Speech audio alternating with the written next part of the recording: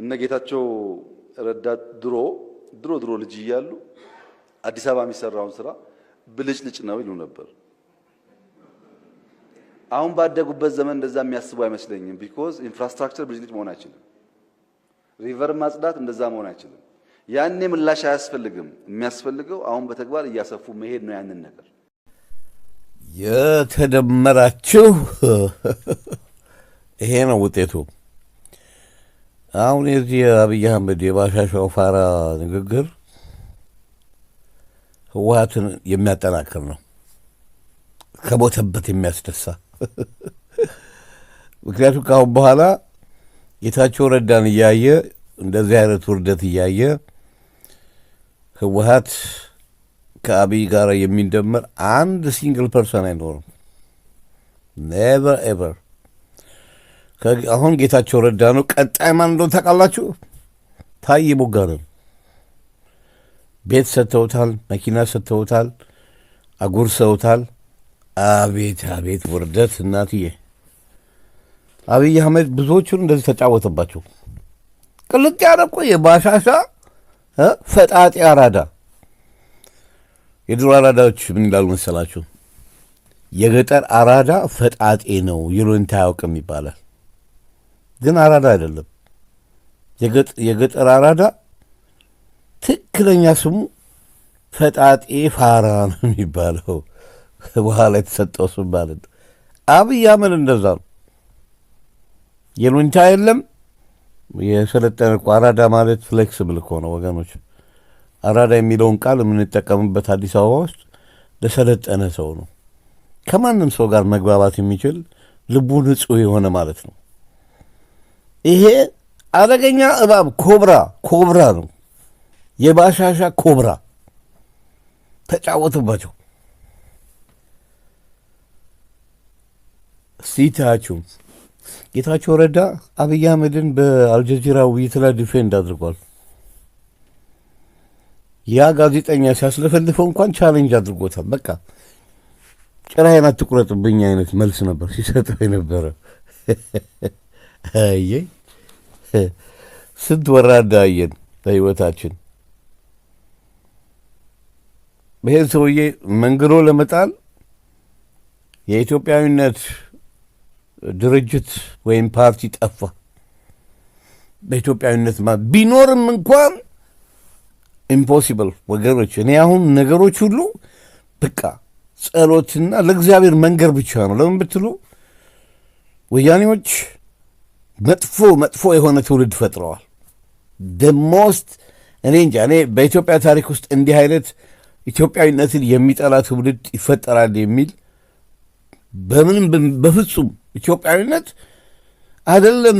ኢትዮጵያዊ አፍሪካውያን ለኢትዮጵያ የሚሰጡትን ክብር እየሰማችሁ ነው ወገኖች። ከኢትዮጵያውያን አሁን ካለው ትውልድ በተሻለ ማለት ነው። የጋዳፊ የልጅ ልጅ የተናገረውን ሰምታችኋል። እኛ የምናውቃትን ኢትዮጵያ በደንብ አድርጎን የገለጻት። በአሁኑ ሰዓት ኦሮሞ ጋር፣ አማራው ጋር፣ ትግሬው ጋር ብትሄዱ እንደዚህ አይነት አመለካከት ኢትዮጵያዊነት ፍቅር ኮምፕሊትሊ ወጥቷል። በቃ አስወጥተውታል ወያኔዎች። አብይ ራሱ እንግዲህ የምታውቁት ነው። የአብይ አሽቃባጭ በቀደም ሲናገር ሰምታችሁታል። የሳውዲ አረቢያ የተቀበጠው ሌንጮ ባቲ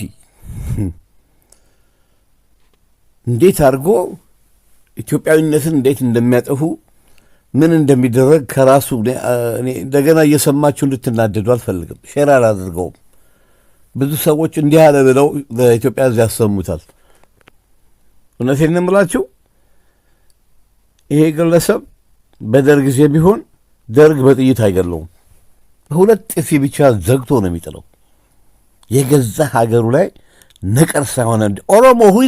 ኦሮሞ ማን ነው? እኔ በእናቴ በኩል ኦሮሞ ነኝ። ኦሮሞ ስደተኛ ሕዝብ እኮ ነው። በ16ኛው ክፍለ ዘመን የመጣ ሌተስት ካመርስ እኮ ናቸው። ሲመጡ ኢትዮጵያዊ ሆነዋል። አይደለም እንዴ?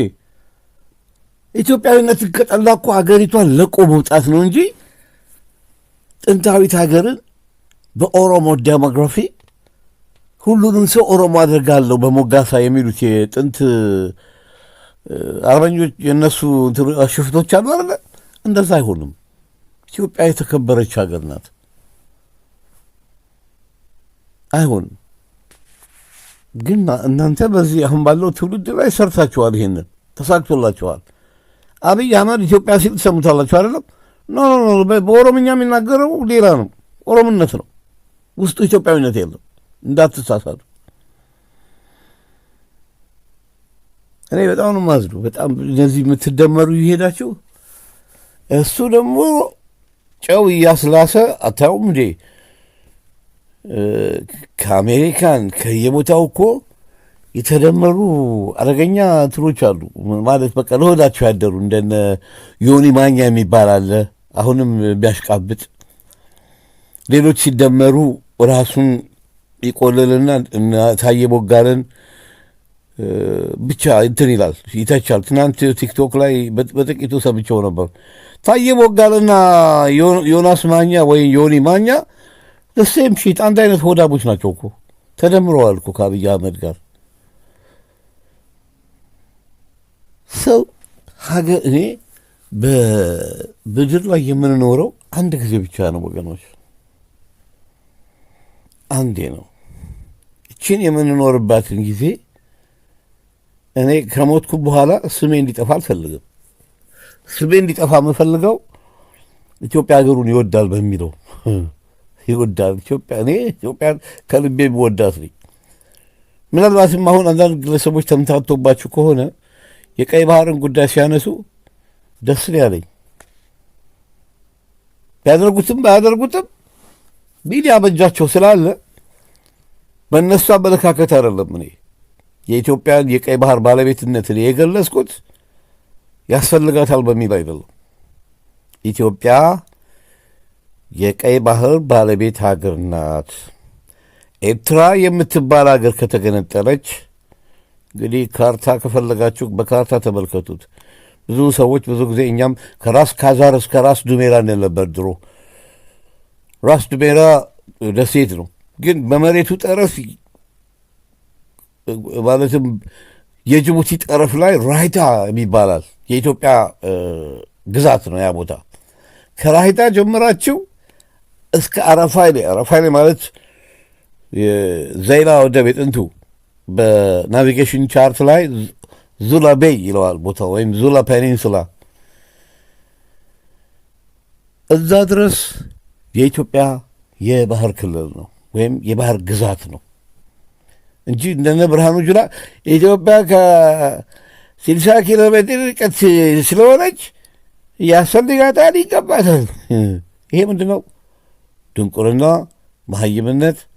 አንድ ሰው የሚሊተሪ ዩኒፎርም ሲለብስ የሀገሩን ሉዓላዊነት የማወቅ ግዴታ አለበት።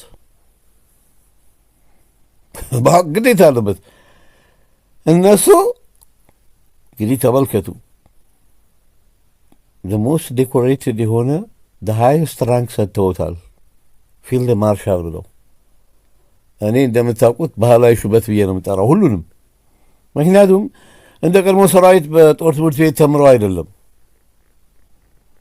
እንኳን ጄኔራል 50 አለቃ የደረሰው እንትና ራሱ ብርሃኑ ጁላ በቀድሞ ጦር ውስጥ እስከ 50 አለቃ የደረሰው ከተራ ወታደር ምክትል 10 አለቃ፣ ከምክትል 10 አለቃ ሙሉ 10 አለቃ፣ ከዛ በኋላ 50 አለቃ። ይህን ሹመት የሰጡት ጄኔራል ተስፋዬ ሀብተማርያም ናቸው። እሳቸው ነበሩ እንግዲህ አየር ወለድ አዛዥ እኔ እንደምገብተው፣ ወይም ከእሳቸው በታች ያለ አንድ ሻለቃ ወይ ኮሎኔል ሰጥቶት ሊሆን ይችላል። ምክንያቱም በምድር ጦር ውስጥ የሚሰጠው የበታች ሹም ማዕርግ ራንደም ነው። በቃ ዝም ብሎ በሆነ ጀብዱ ሰርቶ ወይ በሆነ ብቻ በአገልግሎትም ሊሆን ይችላል ሰጥተውታል። በመኮንነት ደረጃ ከሄዳችሁ ጄኔራል ለመድረስ it takes about 30 years ቢያንስ 30 ዓመት ይወስዳል። አንድ ወጣት መኮንን ግራጁዌት ሲያደርግ በምክትል 100 አለቃ ከ3 ዓመት በኋላ ሙሉ 100 አለቃ ይሆናል። ከዛ በኋላ እያንዳንዱ ማዕረግ 5 ዓመት እየጠበቀ ነው ቶፕ ማዕረግ የሚደርሰው። ለምን? እያንዳንዷ ኤክስፒሪየንስ ቀላል አይደለችም። ለሚመራው ሰራዊት ጥሩ እውቀት እያገኘ ነው የሚሄደው። 100 አለቃ ምን ማድረግ እንዳለበት፣ አንድ ሻምበል፣ ሻለቃ አዛዥ ምን እንደሆነ ከአቶ በአንድ ጊዜ ጄኔራል ዊዛውት ኤኒ ሚሊተሪ ኖውሌጅ ነገር ያነሰዋል። ወገኖች አሁን ይሄ ጌታቸው ረዳን እንደዚህ አብጠልጥሎ ዝቅ አድርጎ እንዴት ባስኬትቦል እንደከተተው ተመልከቱ። አዋርዶ ለመጣል በቃ ጊዜው አሁን ነው በሚል ነው። አሁን ጌታቸው ረዳ በእነሱ ስር ስለሆነ ምንም አይናገርም። ምናልባትም እንግዲህ ወደፊት የምናየው ይሆናል። አመልጦ ከወጣ የማስተባበል ችሎታውን አይታችሁታል። በጣም አደገኛ እባብ ነው። ምናልባትም እንደው በስደቱ ዓለም እንደነ ማነው ስሙ ያኛው ተማርኮ የነበረው እንትና ከገደል ውስጥ ያወጡት ስብሐት ነጋውን ሲቃወም እንደ በፊቱ አይደለም። በፊት ተዝናንቶ እያለ ሁሉ አይታችሁታል። ግን እንደዛ ውርደት ውስጥ ሆኖ እንደገና አሁን እሱ እኮ በዚህ ዕድሜው አጎንብሶ ዝም ብሎ መተኛት ነው ያለበት። እነዛ ፎቶግራፎችና ቪዲዮ ስመለከት የሲጋራ የሚያጨስበት እና የቱታ አልብሰው የተጫወቱበት እሱን ሳይ በጣም ይገርመኛል። እና ጌታቸው ረዳ ያኔ ልጅ እያሉ ተብለሃል። እያንዳንዷ ቪዲዮ ደግሞ አለች። አሁንም ሰው ሼር ስለሚያደርጋት አብይ አህመድ በሱ እያበደ ነው። ጌታቸው ረዳ ትግራይ በነበረ ጊዜ ሲናገር የነበረውን ኧረ እኔ እንደውም ቆይ እያፈላለኩ አሁን እዚህ ላይ እያይዘዋለሁ። አብይን ደም ሲያፈልት የነበረ ልጅ እያለ አሾፈበት እኮ አሁን። ምናልባትም ደግሞ እስር ቤት ሊከቱ አስቦ ሊሆን ይችላል። ይህን አትጠራጠሩ። ዘሩል ቢ ሰምቲንግ አንድ ነገር ሳይኖር አይቀርም። ሰላይ ልኮበት የሆነ ነገር አውርቶ ሊሆን ይችላል። ጌታቸው ረዳ ታየውም እንዲ አሁን እኮ ምንድን ነው የሚባለው? የቀዘነች ፍየል መስለዋል ይባላል። አንድ ሰው እንዲ ትግራይ ውስጥ እንኳን ያሁ ጦርነት እየተካሄደ እኮ የእንትና የማንደ ስሙ አሁን የምናገረው ሰውዬ ኧረ በእናታችሁ አንዳንድ ጊዜ እኮ ስሜታዊ ስትሆኑ የራሳችንም ስም ይጠፋል። በተለይ እንደዚህ ላይቭ የቀረጽክ በድምፅ ላይ ጌታቸው ረዳ ማለት ነው። ጌታቸው ረዳ እዛ ያ ጦርነት እየተካሄደ አይታችሁታል። ጉንጩ እጆር የመሰለ በቃ ምንም ነገር የለበትም። ምላሱን ብቻ ነው የሚያስረዝመው። ጥይት የማይተኮስ ቦታ ነው የነበረው። አሁን አብይ ጋር ሲደመር አይታችሁታል። የለም ጉንጭ የለም። አይኑ ወደ ውስጥ ገብታለች። ምላስ ግን አለች። አሁንም እንግዲህ በቅርቡ አንድ ነገር ሳይሰማ አይቀርም አብይ አህመድ። ያኔ ልጅ እያሉ ብልጭልጭ ነው።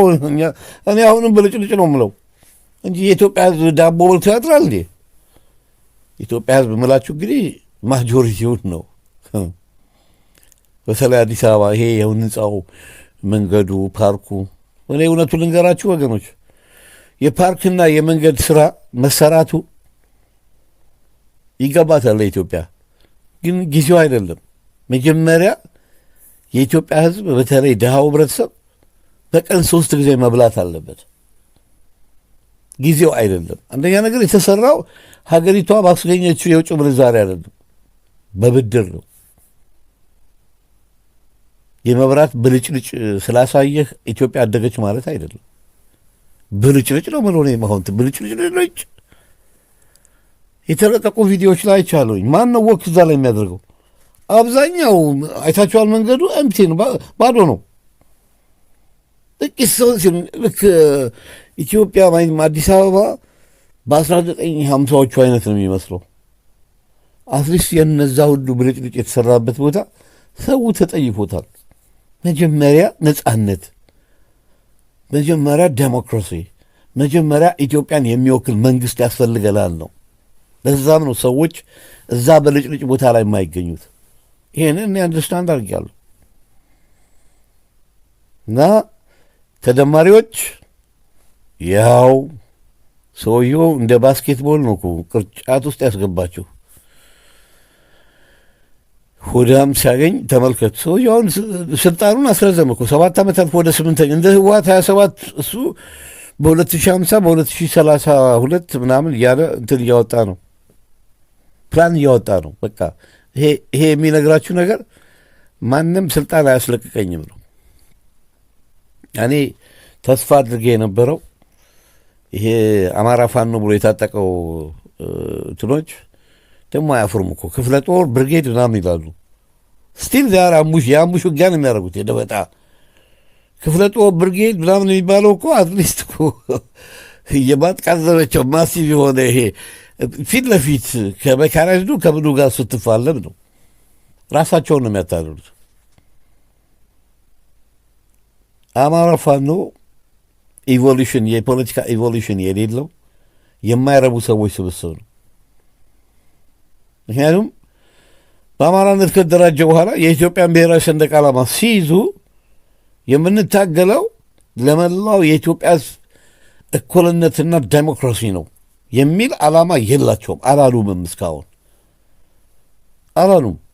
መጀመሪያ አማራን ነጻ ወጥተሃል፣ ነጻ ወጥተሃል እኮ ከዚህ በላይ የምትፈልጋለህ? ታጥቀሃል በአማራነት አይደለም እንዴ? አሁን ምን ነው የሚያስፈልገው? አማራነት አይደለም። አሁን ለኢትዮጵያ ሕዝብ ጥሪ አድርገህ ኑ አንድ ላይ ሆነን ሀገራችን ነጻ እናወጣ። ኢትዮጵያዊ ፋኖ ነው የምንፈልገው እኛ። ኢትዮጵያዊ ፋኖ። እንግዲህ የጠፋው ትውልድ ሆይ የገባህ ገብተዋል፣ ካልገባህ የራሱ ጉዳይ ነው። ስለ ኢትዮጵያዊነት አሁን የሚታገሉልን የውጭ አፍሪካውያን ናቸው። ድሮ የተደረገላቸውን ውለታ እያስታወሱ በዘር ድርጅት ተሰባስበህ የምታደርገው ትግል እና አብይ አህመድን የስልጣን ጊዜያቸውን ያስረዝማል። ይቀጥላሉ። ምክንያቱም ብቻህን ማንም ራስን ብቻህን ነጻ ልትወጣ አትችልም። 130 ሚሊዮን ህዝብ እኮ ነው የኢትዮጵያ ህዝብ። አማራ ሌላውን ብሔረሰብ ሁሉ አሸንፌ እንደገና ቤተ መንግስት ትገባለሁ የሚለው አባባል በፍጹም አይሆንም። እርግጥ ነው አሁን ስልጣን ላይ ያሉት እንደ ትግሬዎቹ እብሪትና ትዕቢት ላይ ናቸው። ከዛ አልፈው እንትን ላይ ኢንተርቪው ሲደረግላቸው እስከ ሲናይ ሴና ከሚለው የመጣ ነው እያሉ የሚናገሩ መሀይማንን እየሰማን ነው። እንግዲህ የኦሮሞ ዘር ወይም ብሔረሰብ አሁን ናይጄሪያ ውስጥም ተገኝቷል። ኢጋላ የሚባል ህብረተሰብ በደንበኛው መግለጫ አንድ ፕሮፌሰር በቀደም መግለጫ ሲሰጥ ነበር። ኢጋላ ጋላ የሚለውን ስም ተጠይፈውት ኦሮሞ ነን ብለዋል። በ1969 ነው የተጀመረው ኃይሌ ፊዳ እንጂ ጋላ የሚለው ቃል አረቦች የሰጡ ስም ነው። እምቢተኛ ማለት ነው። ጀግና እምቢተኛ። ላ ማለት በአረቦች እምቢ ማለት እንደሆነ ነው የሰማሁት። አሁንም በኤርትራ ውስጥ ላ ይላሉ። ከአረቦች ቃሉን የወረሱት ማለት ነው። እና ጋላ ስድብ አይደለም፣ ኦሮሞ ነው ስድብ። እንደውም ኦሮሞ ራሱ ይሄን ስም የሰጣቸው እኮ ጀርመናዊ ዮሐን ክሩፕ ነው። ግን ያኔ የነበሩት ጋሎች አልተቀበሉትም። እኛ ጋሎች እኛ ኦሮሞ አይደለም ብለው ነበር። እንደ ኃይሌ ፊዳ እንግዲህ ከብሽሽቅ አለ ከአማራው ህብረተሰብ ጋር ያኔ በሚያደርጉት ይሄ የዘር እንትን የለም ብሽሽቅ ጋላ ማለት እንዲህ ነው የሚል መጥፎ ትርጉም ሰጡት። ያኔ አሁን ነው ሰዓቱ ዮሐን ክሩፕ የሰጠንን ስም መጠቀም አሉ። ኦሮሞ ነን አሉ። በቃ እኔ እንግዲህ እናቴ በህይወት እያለች እኔ ኦሮሞ የሚባል አላውቅም። እኛ ጋላንን ጋላ ማለት እምቢተኛ ማለት ነው ስትል የነበረው እና ወገኖች ያው አሁን ኢትዮጵያዊነት ፋኖ ግድ ይላል እንላለን። አትሰሙም። እንደ ጌታቸው ረዳ ወራዳ እንደ ታዬ ቦጋለ ሆዳም ሆኖ አገር ውስጥ ሲቃወማቸው የነበረ በትራምፕ አዋጅ ተደናብሮ ባልታሰበ ሰዓት እኔ ብልጽግና ደጋፊ ነኝ፣ ኢትዮጵያ ያለ አብይ መሪ የላትም ምናምን ብሎ ይኸው ገባ። በቀደም ነጭ ኮትና ነጭ ሱሪ ተደርጎ የሰጡትን ቤት እያሳየ አንድ የቆመ መኪና አለ። ገብቶ የመኪናውን ኢንጂን አስነስቶ ድርም ድርም ማድረግና ተመልሶ ወረደ። ያው ካሜራ የደገኑለት ብልጽግና ወያኔዎች ናቸው። ወራዳ ሆዳም ሆዶ በቃ ቋት እነዚህ ሰዎች ሞተውም ቢሆን ስማቸው የሆዳም ምሳሌ ሆነው ይቀራሉ። የሚሰጧቸው እኮ ከህዝብ በተዘረፈ ገንዘብ ነው። አብይ አህመድ አንድ ቀን ዋጋህን እንደው እግዚአብሔርን አሁን በጸሎት ነው ወገኖች፣ ምን እንተማመንበት ፓርቲ ስለሌለ የጸሎትን ኃይል አይቼዋለሁ። የተዋህዶ ኦርቶዶክስ ተዋህዶ ካህናት፣ መነኮሳት፣ ምእመናን እኔ እንደ አንድ ተራ ክርስቲያን የምናገረው የጸሎትን ኃይል ዛሬ ብቻ አይደለም። መለስ ዜናዊ ላይ ትዝ ይላችኋል። የገዳም መነኮሳት እነሱ ለሸንኮራ እርሻ ገዳሙን ሲያፈራርሱ በቀጥታ ሱባኤ ነው የገቡት። ጸሎት መለስ ዜናዊና አባ ጳውሎስ የሚባለው የካቶሊኩ በአንድ ሳምንት ሁለቱም ጸጥ ረጭ ነው እግዚአብሔር ያነሳቸው። አታስታውሱም? ይሄን መለስ ዜናዊ አልጋ ላይ እየቀዘነ ነው የሞተው። የማነሱ የቤልጅየም ጋዜጦች ጽፈዋል። ጋዜጣ በፈረንሳይኛ ነኝ አስተርጉመን ሰምተነው እና የጸሎትን ኃይል አሁን አብይ አህመድ ላይ የኢትዮጵያ ኦርቶዶክስ ተዋህዶ ምእመናን መነኮሳት፣ በተለይ ገዳማት ውስጥ ያሉ ንጹሐን መነኮሳት ከኛ በተሻለ ጸሎታቸው ይሰማል። በቃ ወደ እግዚአብሔር አሁን እውነቴን ነው የምላችሁ። እስቲ ሁላችንም እንጸልይ። በቃ ሀገረ እግዚአብሔር መሆኗ በመጽሐፍ ቅዱስ ኢትዮጵያ ታበጽሕ እደዊሃ ኀበ እግዚአብሔር ተብሎ በመዝሙር 67 ቁጥር 31 በ80 አሐዱ መጽሐፍ ቅዱስ ላይ ተጽፎላታል። ኢትዮጵያ እጆቿን ወደ ፈጣሪዋ ትዘረጋለች። እንግዲህ ሁላችንም እጃችንን ወደ ፈጣሪ እንዘርጋ። ይሄን ነው የምጠይቃችሁ። በዕለተ ክርስቶስ ልደት እንኳን ለብርሃነ ልደቱ ሁላችሁም የኢትዮጵያ ኦርቶዶክስ ተዋህዶ ቤተክርስቲያን ምእመናን እንኳን ለበዓለ ልደቱ በሰላም አደረሳችሁ። በሰላምም በጦርነትም ቤትም ቦታ ያላችሁ ሁሉ እንደው ልደቱን በሰላም እንድታሳልፉ ምኞቴ ነው። ሰላምና ጤና ይስጠን እግዚአብሔር አምላክ። ከነዚህ አውሬዎች እንዲገላግለን እንጸልያለን። ሞት ለብልጽግና ወያኔ፣ ድል ለኢትዮጵያ ሕዝብ። አሜን።